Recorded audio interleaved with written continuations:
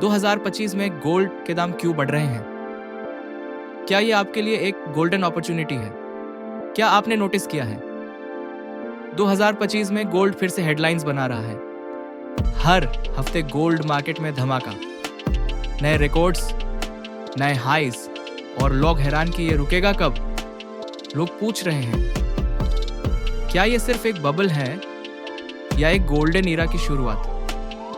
आज दुनिया भर में अनसर्टेनिटी है, इन्फ्लेशन बढ़ रही है, करेंसीज गिर रही हैं और लोग अपने पैसों के लिए सुरक्षा ढूंढ रहे हैं। और तभी गोल्ड दोबारा बन गया है ट्रस्ट का सिंबल। लेकिन सवाल ये है, क्या ये आपके लिए एक अपॉर्चुनिटी है या एक डिलेमा जहां गलत कदम आपको नुकसान पहुंचा सकता है? आज के वीडियो में हम देखेंगे गोल्ड के दाम इतने तेजी से क्यों बढ़ रहे हैं, क्या ये रैली टिकने वाली है, और कैसे आप इस ट्रेंड का फायदा उठा सकते हैं बिना रिस्क के। और नहीं, मैं ये नहीं कह रहा कि अपना आईफोन बेचकर गोल्ड खरीद लो, पर अगर ये ट्रेंड चलता रहा तो हो सकता है गोल्ड आपके नेक्स्ट फोन से ज्यादा स्मार्ट इन्वेस्टमेंट निकले। गोल्ड रैली के पीछे के असली कारण नंबर 1, ग्लोबल अनसर्टेनिटी और सेफ हेवन फैक्टर। हर बार जब दुनिया में टेंशन बढ़ती है, चाहे वो वार हो, इकोनॉमिक स्लो डाउन हो या पॉलिटिकल क्राइसिस, इन्वेस्टर्स एक ही जगह भागते हैं, गोल्ड। क्यों? क्योंकि जब पेपर करेंसी गिरती है तब रियल एसेट चमकता है। 2025 में ग्लोबल टेंशन्स और ऑयल क्राइसिस ने दुनिया भर के इन्वेस्टर्स को डरा दिया है। रिजल्ट, गोल्ड की डिमांड रिकॉर्ड लेवल पर पहुंच गई है। जब दुनिया घबराती है, गोल्ड हमेशा मुस्कुराता है। लेकिन इस बार गोल्ड की रैली सिर्फ ग्लोबल नहीं है, इसमें इंडिया का रोल सबसे बड़ा है। चलिए समझते हैं कैसे।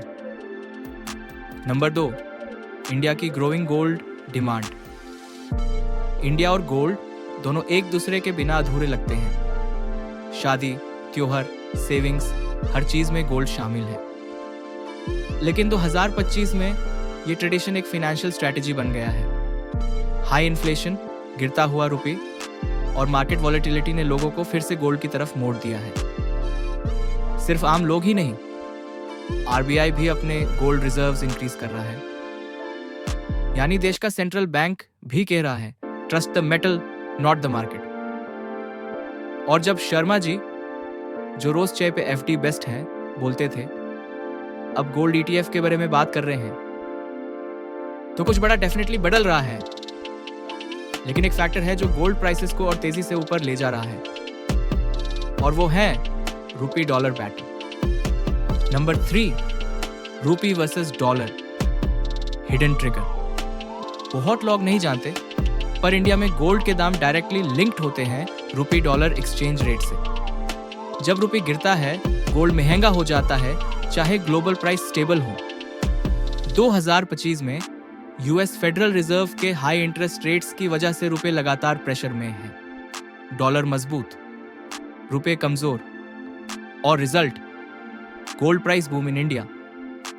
तो अगला टाइम जब कोई कहे गोल्ड तो अमेरिका में इतना महंगा नहीं हुआ, बस मुस्कुरा के कहना, भाई वहां डॉलर फिट है पर हमारा रुपए डाइट पे है। पर अब बात करते हैं उस हिडन प्लेयर की जो इस रैली को लॉन्ग टर्म बना रहा है, सरकारों का खुद का गोल्ड ऑब्सेशन।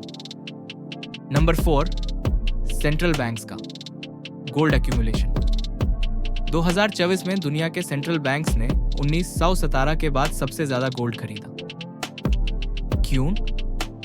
क्योंकि और उन्हें अब यूएस डॉलर पे पूरा भरोसा नहीं। चाइना, रशिया और इंडिया जैसे देश अपने फॉरेक्स रिजर्व्स को डाइवर्सिफाई कर रहे हैं, और गोल्ड उनका पहला चॉइस बन गया है।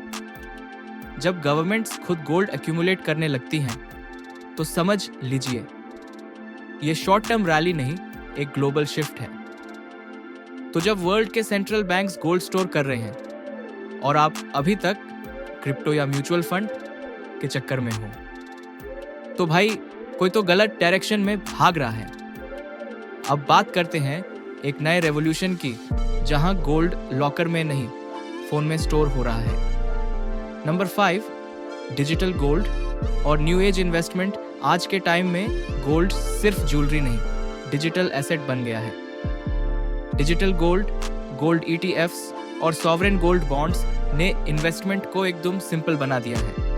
अब 100 रुपए से भी गोल्ड खरीदा जा सकता है बिना लॉकर, बिना ज्वेलर के। मिलेनियल्स और जेन्स इससे अपना सेफ क्रिप्टो कह रहे हैं, मॉडर्न, लिक्विड और स्टेबल। यही फ्यूचर है, gold as a tech enabled wealth tool. सोच के देखिए, आपकी दादी और आपका क्रिप्टो ट्रेडिंग दोस्त दोनों एक ही चीज पे अग्री करते हैं, गोल्ड। लेकिन अब सबसे इंपॉर्टेंट क्वेश्चन, क्या अभी इन्वेस्ट करना चाहिए या वेट करना बेहतर होगा?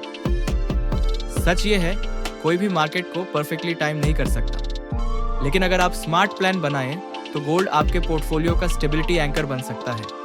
एक्सपर्ट्स रेकमेंड करते हैं कि आप अपने टोटल पोर्टफोलियो का 10 से 15% गोल्ड में रखें। इससे आपको मिलेगी प्रोटेक्शन अगेंस्ट इन्फ्लेशन और लॉन्ग टर्म बैलेंस। अगर शॉर्ट टर्म में प्राइसेस नीचे जाएं, पैनिक मत कीजिए। उस टाइम स्मॉल SIP से एक्यूमुलेट कीजिए, चाहे वो SGBs हो या ETFs। हिस्ट्री ने बार बार दिखाया है, गोल्ड कभी अपने लॉयल इन्वेस्टर्स को डिसअपॉइंट नहीं करता।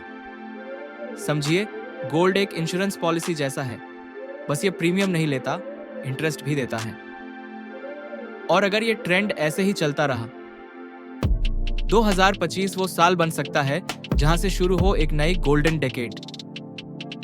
तो दोस्तों, अब फैसला आपका है, क्या आप सिर्फ गोल्ड के दाम देखते रहेंगे या इस गोल्डन वेव पर चढ़कर अपनी वेल्थ क्रिएट करेंगे?